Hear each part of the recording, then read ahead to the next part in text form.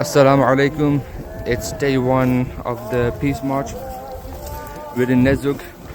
Over the next 3 days, we'll be marching a total of 100 kilometers.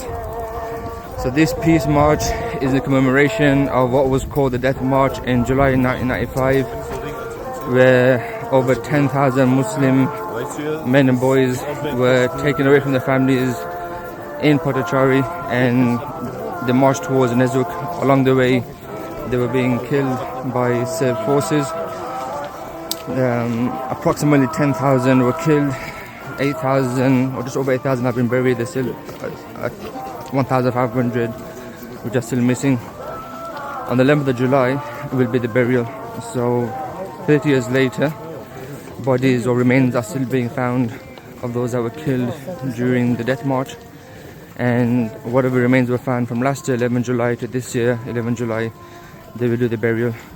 So last year, if I remember correctly, they found the remains of 13 more men, and they had their funeral last year.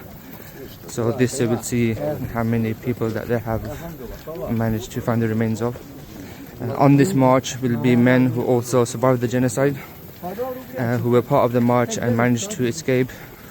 There are people who are marching on this peace march who have relatives. We were speaking to someone yesterday, and Walaikum Salam. We were speaking to someone yesterday who lost his grandfather, who lost his 2 uncles.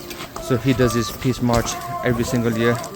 So yeah, there are a lot of stories on here on this march. Like almost everyone has a story to tell. So it's quite emotional, walking with these local Bosnians and telling us about their stories and about the relatives who they lost during the war and on the march.